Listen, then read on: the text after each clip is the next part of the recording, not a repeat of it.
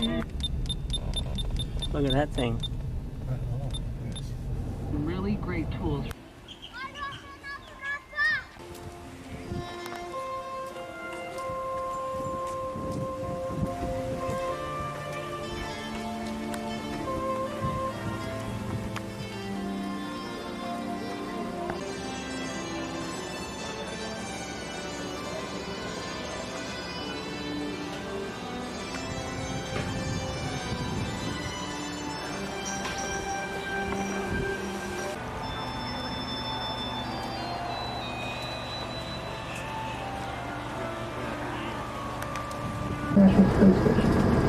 Kennedy is also home to NASA's Launch Services Program.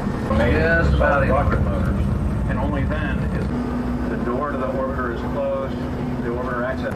That's a whopper, isn't it? You know, that nest is over 7 feet wide. Got another bald eagle on a pole up here at about 1 o'clock to it, or 11 o'clock right here to our left. Yeah, sitting right on top of that second power pole place. The eagles, they've been coming back to that nest there for over 40 years. You see, they raise their young in the winter there. They go back to the north in the summer. And then you look out the windows and you say, wow, look, there's the orbiter. Well, the cranes are probably around 460 to 485 feet up in the air on our crane rail. The building is roughly 500. The Apollo program back in the 1960s. Well, history's been made out here now for over 40 years. I mean, like John Glenn, Neil Armstrong, Alan Shepard. Of course, the heart of the complex is that big vehicle assembly building. It was originally designed to stack up 4 of those Saturn V moon rockets at one time. You're going to see one of those rockets today at the second stop. It still remains today the most powerful rocket ever launched from the face of the Earth. Now, if you will, for a moment, look down in front of us, to the right side of the road. You see those 3 buildings with the gray rooftops? Those are the OPS, Orbiter Processing Facility. See, that's where they take the orbiters to after they land, deservice them, get them ready for another mission. Building number 2 is right in front of us, closest to the road. That's where they'll be taking the Endeavour to a little bit later.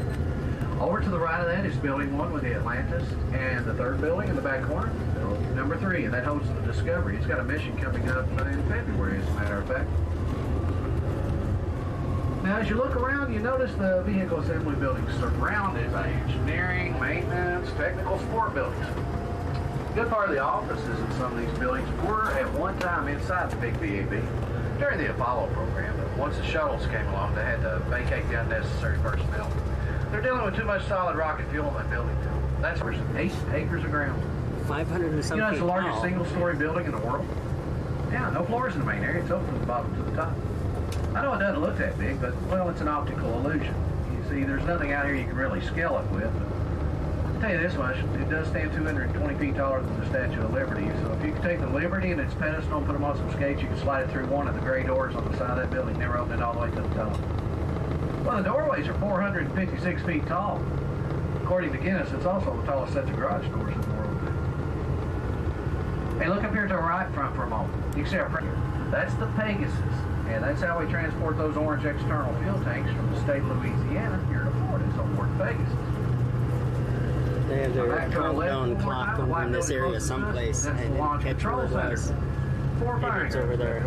Now, they have full control of the launch from there up to and during the first 7 or 8 seconds of flight. Now, once that shuttle clears the tower, we transfer control of the mission. The mission grade steel structure out there, got a couple of rabbit ears sticking up on top of it. That is a 9 million pound mobile launch platform. That's what we stack the shuttles on the top of. They take that platform into the VAB, and they stack all the components on it. And about 30 days before the launch, one of those big gray doors on the VAB opens up, revealing the shuttle assembly. Now, we have a vehicle called the Crawler Transporter. It moves in the building underneath the assembly of the shuttle, and that platform lifts it all up and brings it down the gravel paths to our left, 3.5 miles to the launch pad. Now, these gravel paths, this is not a 2-lane road for the crawler. No, this is a 1-way path. Big crawler straddles that grass, part on the left and part on the right all the way down. Well, I'll tell you what, watch them under one more time. I'll show you exactly how we get that shuttle to the pad. 20 technicians and 7 engineers to move it along the crawler. The crawler itself is about 6 million pounds. It's comprised of 4 trucks. Now we are coming into the gantry here, folks. The first thing you'll do here, you'll go to the right to a small theater. That'll explain the shuttle program. From there, you'll go on top of the observation deck. Get some good pictures of the pads. This is as close to launch pads you'll be allowed to get today. Now, when you're ready to leave, you come out from the snack bar, board a bus. Buses are by every few minutes. Any bus you board here takes you to the second stop. You take your time and enjoy it.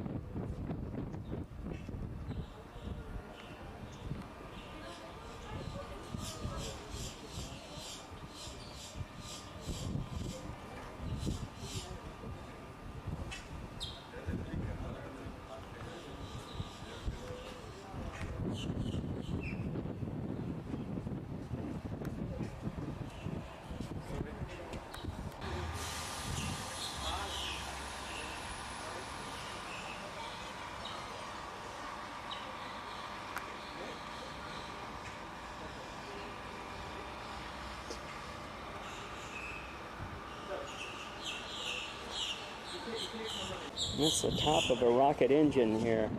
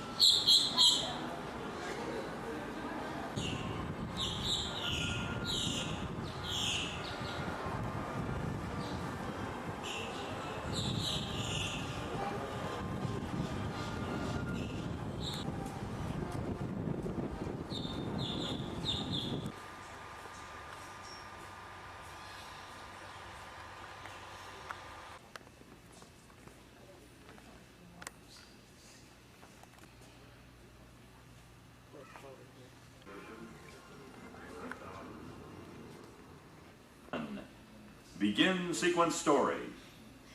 The launch pads of Complex 39 are where the journey to space begins. Building, that shorter building, where you see the shutters in front, is called Launch Control Center. That's where we control the launch just up to 7 seconds after liftoff. As soon as you see the shuttle clear the tower, all responsibility is transferred to Johnson Space Center in Houston, Texas. Now we still monitor the flight, we still keep people in launch control and record data, and we're back up for Houston just in case. Never had to be used. Now the Houston Collins tell you all about the ODS. When I walk into the OPF here, you know, the first thing that I see is the people. And that's the first thing that I focus on. And it's a great opportunity for astronauts to come down here and meet the people that actually work on the orbiters and that get us ready to fly and get us flying safe. All right, coming up from the right, number 2 is Endeavour. Just came back. It's inside that building. Next door, Atlantis is in that one. As we go past these two buildings on the right, if you look back, you'll see the funny shaped hangar door. It's a little part of the top of the door cut in for the tail fin, the vertical stabilizer to fit through. It kind of gives you an idea how tall and big those orbiters really are. Look back. And there you go. That's the doors that take them in. Discovery's in that third high bay off to the right there.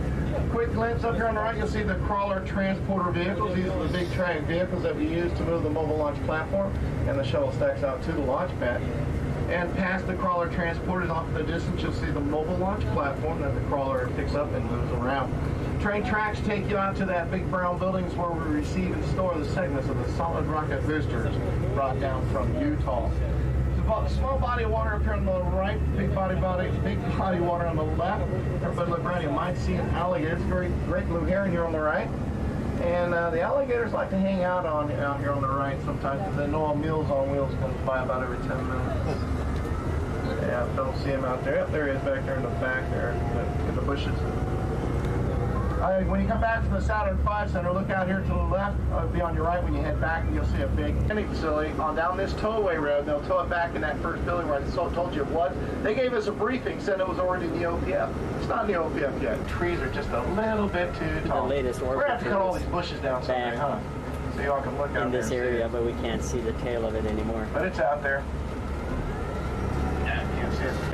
These are vultures, or black vultures. Now, when you see this many vultures gathered at one time, ladies and gentlemen, it's highly recommended to keep moving. Look alive. Well, hope you had a good time. Look around, make sure you have all your personal belongings. This is a Saturn V rocket. This took men to the moon.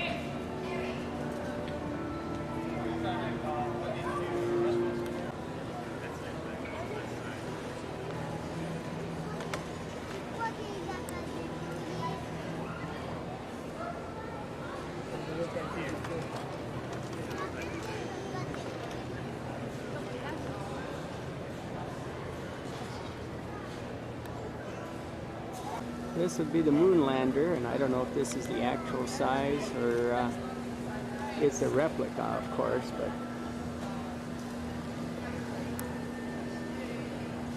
that's a replica, I think. I know it is. But this is the real thing. This is the mayor of Felton.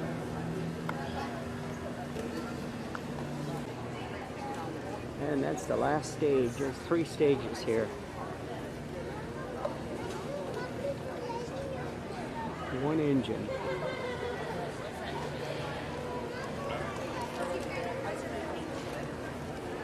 The last stage here, and the capsule up above that.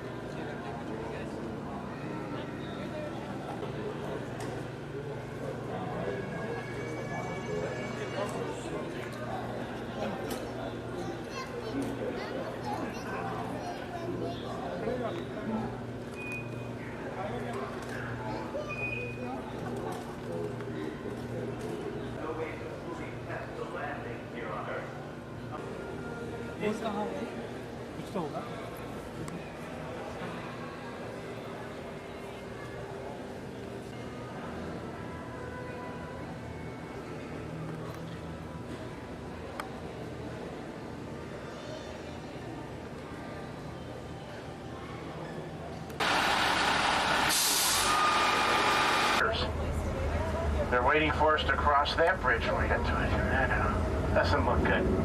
Now you got a great view of the high bay doors on the VAB. These are the tallest opening doors in the world. They're 456 feet tall. Each one of those 7 vertical panels weighs 32 tons apiece. And it takes 45 minutes to open those doors completely. And that Saturn V rocket that we just left back there would clear those fully open doors just by 6 feet. And to get the completed shuttle stack out on the east side of the VAB, we only have to open up those doors halfway. So we'll keep in contact with all the other NASA facilities across the country. And the building over here on the right is Central Instrument to launch and landing of the shuttle. And that's including all the avionics on the orbiter itself. Now that spells out NASA. Of course, we know that stands for NASA. NASA stands for National Aeronautics and Space Administration. That was formed October 1st, 1958 during the honors. Now, the main contractor at Kennedy Space Center is United Space Alliance. They employ well over 14,000 people. This building over here on the right is operations and checkout. Now, you see that high bay door? Just to the left of that high bay door on the 3rd floor are the astronauts' quarters. That's where the astronauts will stay when they're in town for training. And that's where we will quarantine the astronauts for 3 days before their mission into space. At the International Space Station Processing Facility, I'm going to be taking everybody around to the south side of that building where the briefing theater and exhibit hall is. On the left is the briefing theater and the exhibit hall. Again, folks, make sure you got all your belongings with you as you access at all times. So there's actually 2 separate launch facilities out here at Cape Canaveral Air Force Station site, where they launch all the unmanned rockets. Space station that are interested in maybe going to the moon and Mars in orbit. The success of those future missions. Well, there's been 2 major aircraft disasters that have been directly attributed to Brixton. The wiring, the shed of the damage, that would avoid the potential disaster that could happen.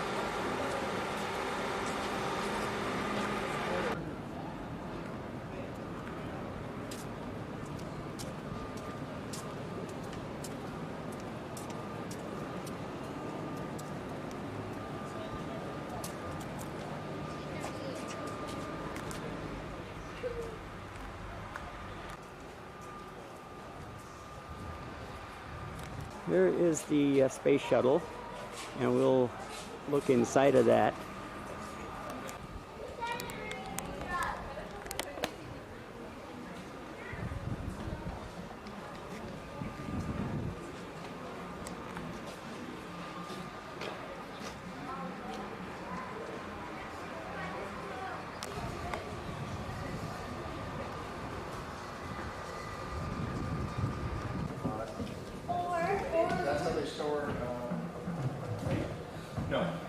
Satellites? When they bring satellites to the Welcome aboard. You are on the middeck of the Space Shuttle Explorer. Up to the second deck. The rockets are located directly below and pilots will return. They contain food, and experiments. To the left of these lockers is the galley.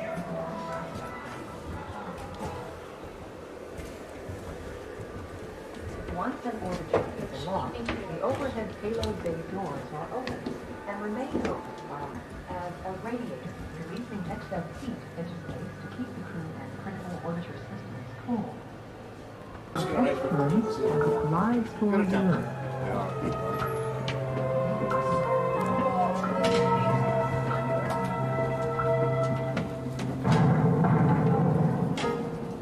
Sonic wave. Down in here.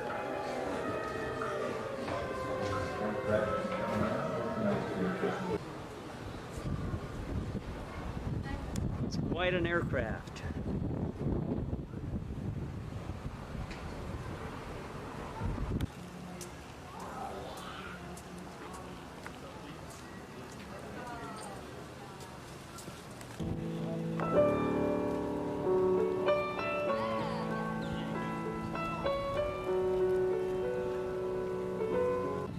Well, that's the end of the taping at the Kennedy Space Center.